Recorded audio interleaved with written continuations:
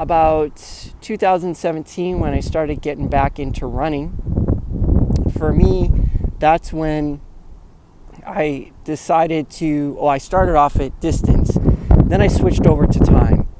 And maybe it's just the season of my life where I'm at, and time is, the more important factor right now. So maybe that's why I'm more focused on time. But I kind of like it only because, one, I usually hit the distance that I want to run as long as I plan the time for it. But if I'm ever in a pinch, time is on my side, meaning that if I know I'm going out for 30 minutes, I know I'm going out for 30 minutes. If I go out there and run for, say, 5 miles and I'm having a bad day, who knows how long that's going to take, right? And I put out a video not too long ago on YouTube about how to have multiple goals during a run. And to me, that's important, is having those multiple goals. And it's so much harder to hit those multiple goals if you're going by distance. Meaning that if you're having a bad day or a slow day or just starting off sluggish and you need to go 5 miles, I'm just going to use 5 miles or you could do 10 kilometers. But in either case, that wind seems a little bad here. In either case, you have to, in your mind, you're going to say, I have to go that distance. And if you're having a bad day, that might not be the best route to go. So what I have done, especially when I was training for half marathons, everything was time, especially going out for those long runs.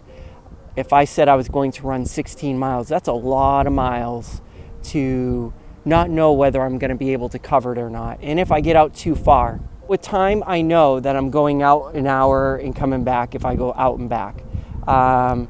If I have to stop and walk, and then I, get the energy back to go back to running, and I don't have to walk because I had a small tweak in a muscle or something, then to say that I have to go and make up that mileage, you're just spending a lot of time on exercising. So if I do it by time, then I know I just have this amount of time to work or to run or exercise. What also helps me is the fact that if you go out there and you are, let's say for timing purposes, I find this is probably one of the biggest benefits of running by time, is being able to squeeze it in. Like if I know I just have to run 30 minutes, it doesn't matter where I'm at. It doesn't matter if I don't know where I'm going, I just go out for time and just say, okay, I'm just gonna go out for a 30-minute run, or hey, I'm gonna go out there and squeeze in, instead of 30 minutes, 15 minutes. Or, it just makes it so much easier if you do it by time, in my opinion. So if you have to plan to do things, you just know it's going to be 30 minutes. If I go out there and say I'm running 5 miles, well, what does that mean from a time perspective? So where most of my life right now is time orientated, running by time is beneficial. Also, I'm able to break down my runs a little bit better. I don't have to worry about if I'm running kilometers or if I'm running miles. When I have conversations with the athletes that I train, it does not matter. It doesn't matter if they do things by kilometers or they do it by miles. We're talking the same language, time. We all share that same language. Now at the end, when we say we did 30 minutes or whatever our time was, then we can reflect back on our pace and things like that and say, oh, okay, I just did 6-minute miles, or I just did 8-minute kilometers. That's when we start analyzing things. If we focus too much on distance, we can overtrain. I guess you could overtrain either way, which then brings up my next point, because there's definitely benefits to distance, because you could run too fast all the time under time and actually go over five miles. Let's say today was 5 miles. There's a specific reason why you should be running those 5 miles. Like every workout has a specific purpose. So if it's 5 miles and you keep running over that because you keep running too quick, then guess what? You could end up overtraining. So then, and you also know how far you've been going or how far you plan to go, and then you can plan, is that enough? Is that enough for training? If you do 30 minutes, how do you know that's enough for a 5K or a 10K? How do you know that running that amount of time was sufficient training for the race that you were aiming for? You don't really know. But at the same time, and that's where I think it doesn't really matter. Maybe a hybrid is the better approach, meaning that maybe you go out there for 5 miles. That's your target, 5 miles. But you are also doing time. So maybe you do one or the other. So maybe your goal is to hit 5 miles, but not to go over 30 minutes. Does that make sense? So your training today is to go out and run 5 miles, but whatever it is, no matter what, you don't go over 30 minutes of training. That might be a better way of looking at it. So I may try that out with some athletes that want to experiment with their running. But maybe the hybrid. So if you go out there and you're struggling to hit the 5 miles and you hit 15 minutes, and I'm just throwing numbers out there, 5 miles at 30 minutes is 6-minute miles. That's pretty quick. Well, let's say 40 minutes for 5 miles. That's an 8-minute mile. I think that's more doable. So you say 5 miles, but no more than 40 minutes.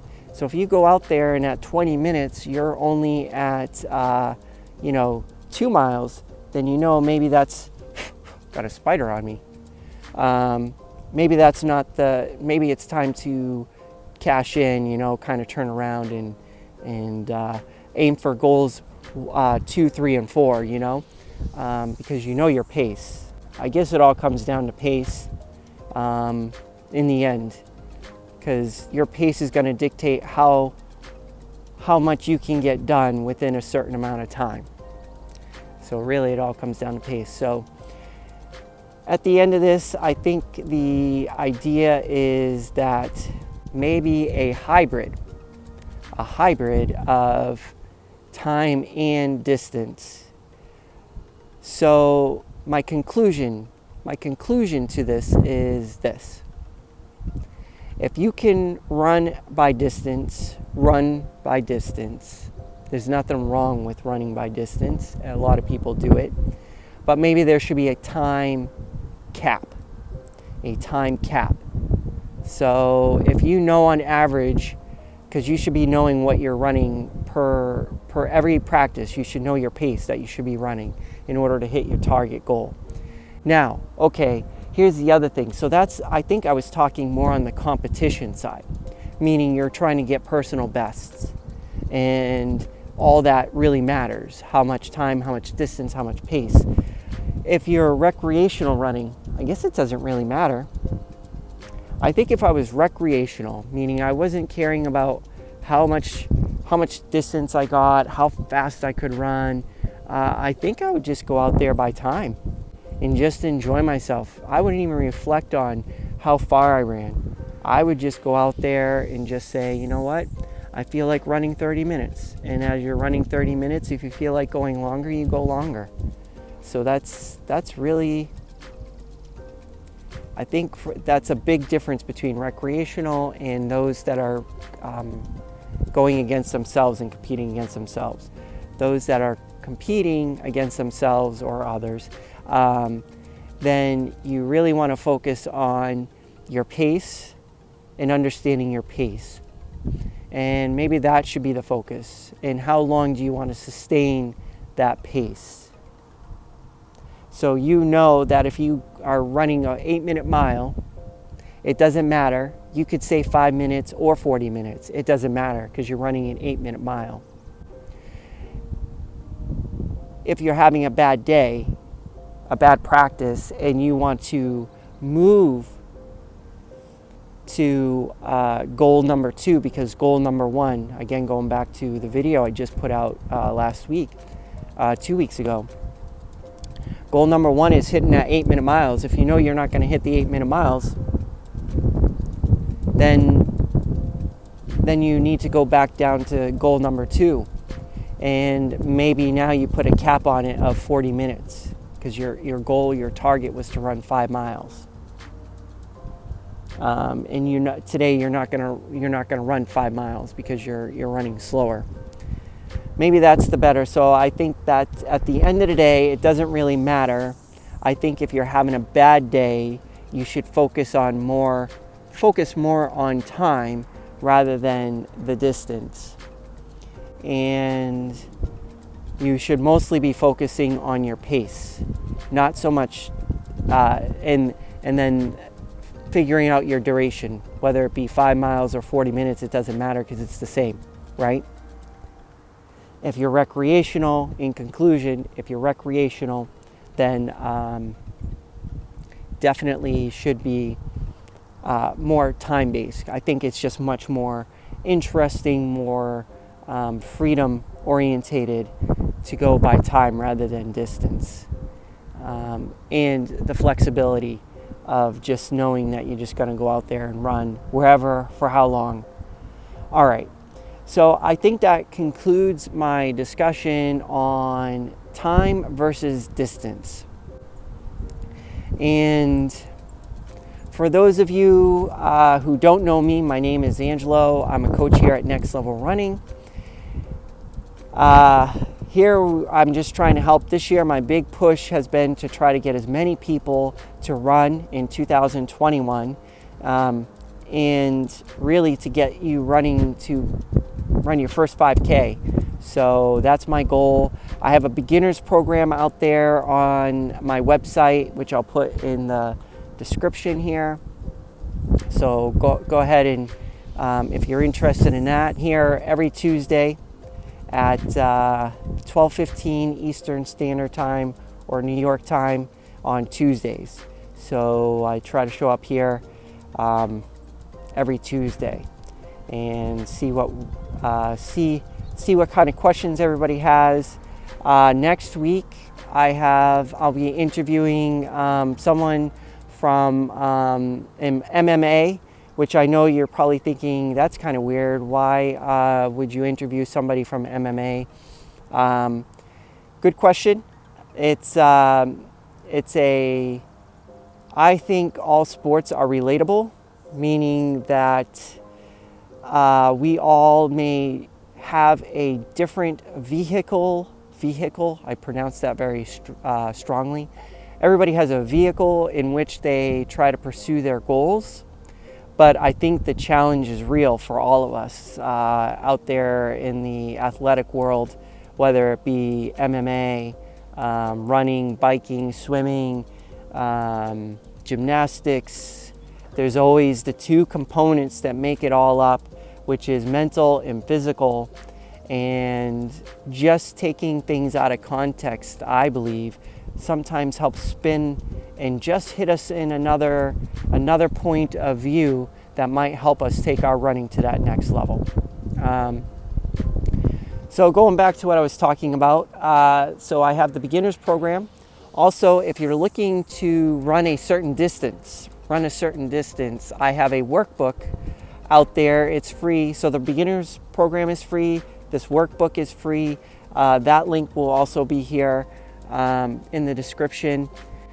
Also, I offer coaching. So coaching, if you're looking for coaching, a little plug here for me in Next Level Running is coaching. I coach all levels, whether you want to begin running, you just want a plan, and you just want a plan and just go run, or you want, sort of the help and the encouragement to get through a training season. I work with all different types of levels, So it's been a fun journey for me to be coaching. So if you're interested in that, please reach out to me, either direct message through any of the social media. You can reach me. You can check out a lot of tips and everything on YouTube, which I'll put down there as well, and website. I'm all over the place, so reach out to me. I'm looking to connect, and I love talking about running, and I love helping people get to that next level. So that's it for today's live session here.